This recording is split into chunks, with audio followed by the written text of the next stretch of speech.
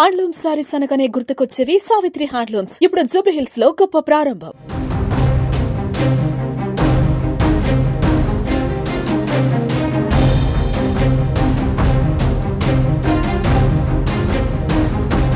మీరు ఇప్పుడు సమాచారం అందించారమ్మా, ఇలా వరద నీటిలో చిక్కుకున్నామని ఎవరైనా సమాచారం అందించడం జరిగిందా? లేదండి, మా దగ్గర బోట్ ఎక్కాలంటే 500 అడుగుతున్నారు. మా దగ్గర డబ్బులు లేవు. అలాగే మోసుకున్నాం సామాన్లు, పిల్లల్ని. ఓ అల్లం వెల్లుల్లి మిషన్ కొనుక్కున్నాం మొన్నే, అప్పు చేసుకుని. అది మునిగిపోయింది. మా బ్రదర్ది మునిగిపోయింది. మా జీవనాధారమే ఇది. దీనికి పంచర్లు వేస్తారు మా బ్రదర్, టైర్లకి దానికి. ఒక వాటర్ ప్యాకెట్కి కూడా గతి లేదు. బుడమేరు అక్కడ ఎక్కడో పేలిపోయిందండి. అక్కడి నుంచి ఇక్కడికి వచ్చేదాకా నా ప్రమాద హెచ్చరిక చెప్పాలిగా. ఒక ఆటో పెట్టి ఒక మైక్లోనో దేనిలోనో చెప్తే అవసరమైన సర్దుకొని అంతేనా. ఇప్పుడు ఎంత ఇబ్బందులు పడుతున్నాం మేము. మునిగిపోయి ఉన్నాయి, మాకు ఇన్ఫర్మేషన్ కూడా ఇవ్వలేదమ్మా ఇక్కడ. అలాగే నీళ్ళు వచ్చేసింది, రాత్రి నీళ్ళు వస్తే ఇక్కడికి వచ్చేసి ఉంటున్నాము. ఆటోలు అయిపోయినాయి, అన్నీ అయిపోయినాయి. ఎక్కడ ఉంటామా, పాములు ఒకటి వచ్చేస్తుంది, భయం వేసేస్తుంది. ఎవ్వరు పట్టించుకోవట్లేదమ్మా. ఇదివరకు ఏదన్నా కానీ నీరు వస్తుంది అని అంటే మాకు ఇన్ఫర్మేషన్ ఇచ్చేవాళ్ళు, మైకా తీసుకొని చెప్పేవాళ్ళు వాళ్ళు. ఇప్పుడు మైకా లేదు, ఏమి లేదు, ఒక్కళ్ళు లేరమ్మా ఇక్కడ. అసలు పోలీసు వాళ్ళు ఏమైపోయారో కూడా తెలియట్లేదు, అధికారులు ఏమైపోయారో కూడా తెలియట్లేదు. మేము ఎంత ఇబ్బంది పడుతున్నామమ్మా. ఇంతవరకు ఒక మొహం కడుక్కోవాలా, ఒక టిఫిన్ చేయలేదు. టిఫిన్ కాడికి వెళ్తే అందరూ ఎవరి దగ్గర టిఫిన్ లేదు. మేమేమైపోవాలమ్మా, ఇంట్లో ఉండటానికి లేదు. ఇలా జరుగుతుందమ్మా. మీరు ఎక్కడండి? మాది ఇక్కడే కొట్టేటిపాటు, ఇది కొండపైన, బాగా కొండపైన. అయితే కొండ చర్యలు విరిగి మట్టి జారిపోయి ఇంట్లో పడిపోయింది. ఎవరు పట్టించుకునే వాళ్ళు లేరు. అసలు ఫోన్లు చేసినా ఎవరు ఫోన్లు కలవట్లేదు. ఇది ఇలా ఉన్నా మాకు కింద దిగడానికి నరకంగానే ఉంది. వచ్చాం వాంబే కాలనీలో, మా కుటుంబ సభ్యులందరూ అక్కడ ఉన్నారు. అక్కడ ఇరుకుపోయి ఒక బ్లాక్ రెండో బ్లాక్ కూడా మునిగిపోయింది. శాంతం పైకి వెళ్ళి ఉన్నారు. నిన్న పొద్దున్న నుంచి వాళ్ళకి ఒక ముద్ద అన్నం లేదు, కరెంట్ లేదు, మంచినీళ్ళు లేవు. ఇప్పుడు మా అక్కకి సీరియస్గా ఉంది, వాంతులు అవుతున్నాయి అంట, బాగోలేదు. అసలు వాళ్ళ ఫోన్లు కూడా కలవట్లేదు. ఇప్పుడు ఇందాక తెల్లవారుజామున ఒక 2 నిమిషాలు పైకి వెళ్ళి కొంచెం సిగ్నల్ వచ్చిందని ఒక్క మాట చెప్పేసి పెట్టేసింది. సి బ్లాక్లో ఉన్నారమ్మా, 31 నంబర్లో పైన ఇరుక్కుపోయారు. అలాంటి వాళ్ళు చాలామంది ఉన్నారు. ఒక్క నాయకుడు కానీ ఎవ్వరు కూడా మాకు అసలు అందుబాటులో లేరు. ఈ హెల్ప్ లైన్ నంబర్లు ఇచ్చారు, ఒక్క నంబర్ కూడా కలవట్లా. పొద్దున్న 5 నుంచి నేను ట్రై చేస్తున్నాము. పసిపిల్లల్ని వేసుకొని ఇళ్ళల్లో ఉన్నాం. ఒక్కడ వచ్చింది లేదు, చూసింది లేదు. టీవీలో ఎక్కడెక్కడో వస్తున్నారు, అవి చేసాం అని చెప్తున్నారు, అన్ని అబద్ధాలు.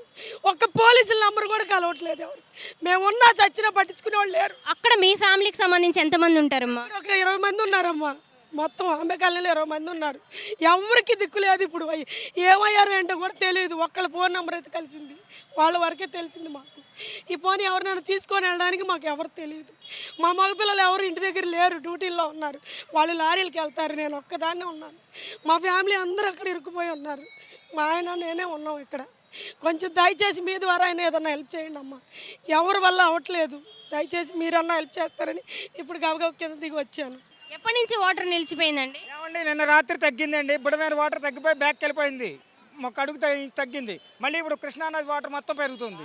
అది స్పాయిల్ అయిపోతే మొత్తం అంతా మునిగిపోతుంది. మొత్తం 1 టౌన్ కాదు, విద్యాధరపురం, భవానీపురం 2 బుడమేరు వాటరు ప్లస్ కృష్ణానది వాటరు 2 కలిస్తే ఏమవుతుందండి, మొత్తం స్పీడ్ అంతా స్పాయిల్ అయిపోతుంది. మొత్తం భోజనాలు లేవు, కరెంట్ లేవు, ఏమి లేవు, మొత్తం ఇబ్బంది.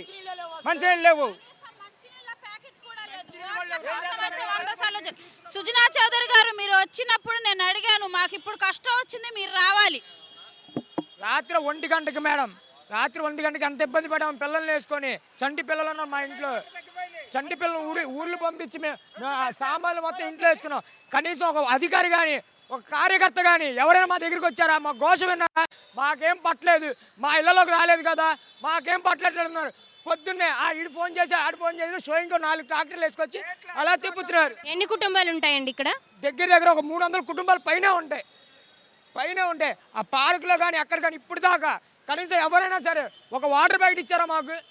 ఒక వాటర్ ప్యాకెట్ కానీ పిల్లలు ఉన్నారు కనీసం. ప్రతి ఏరియాకి, వరదలో ముంపుకు గురైన ప్రతి ఏరియాకి కూడా పునరావాస కేంద్రాలు ఏర్పాటు చేశారు కదా.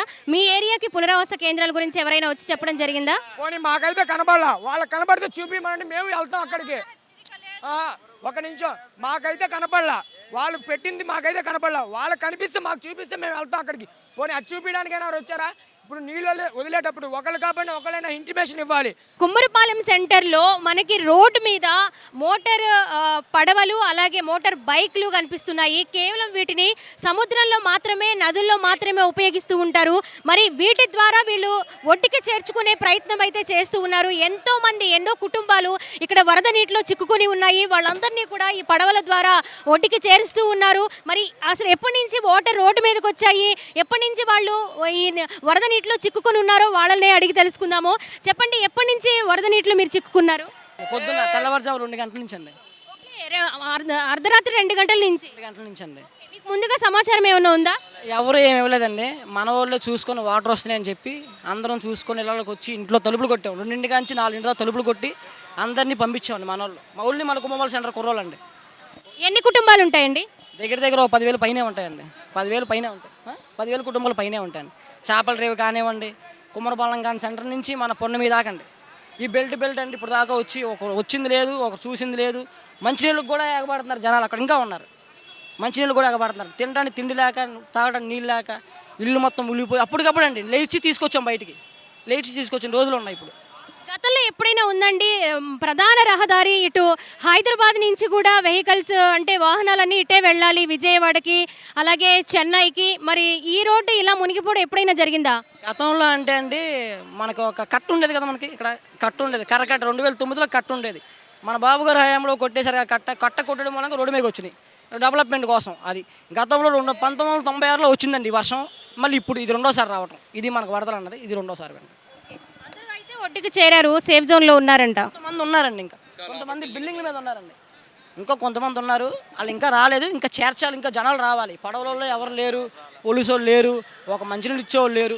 మన కుర్రోళ్ళే ఇగో ఏదో ఒడ్డుకు వచ్చింది పడవ. ఈ పడవని రిపేర్ చేసుకొని ఎవరైనా పిల్లలు ఉంటే ఎవరైనా ఉంటే జల్లాకెళ్ళని తీసుకొచ్చి మనం ఒడ్డు. ఆ పడవలు ఏంటి, ఆ పడవల పరిస్థితి ఏంటి? ఆ పడవలు మనకు తెలియదండి. అవి ఓన్లీ ఏటలకు వెళ్తారండి పడవలు. ఆ పడవలు తీయట్లేదు వాళ్ళు. కొంతమంది తీసేవాళ్ళు తీస్తున్నారు, తీయని మామూలుగా వెళ్తున్నారు. బయటికి వెళ్ళిపోతారండి, పనులకి వెళ్ళిపోతారు వాళ్ళు వేటకి. అవి కొట్టుకొని వచ్చినాయి, ఇక్కడ కట్టుకొని కూర్చున్నారు అంతే. ఓకే, మరి చాలా మంది కూడా 10,000 కుటుంబాల వరకు కూడా వరద నీటిలో నిన్న అర్ధరాత్రి 2 గంటల నుంచి కూడా వరద నీటిలోనే ఉన్నారు. వాళ్ళు కనీసం తాగడానికి మంచినీళ్ళు కూడా లేక పిల్లలు అలాగే వయసు పైబడిన వాళ్ళు అనారోగ్య సమస్యలతో ఉన్న వాళ్ళు కూడా ఉన్నారు. వాళ్ళందరూ కూడా చాలా ఇబ్బందులు పడుతూ ఉన్నారు అని కూడా చెప్తూ ఉన్నారు.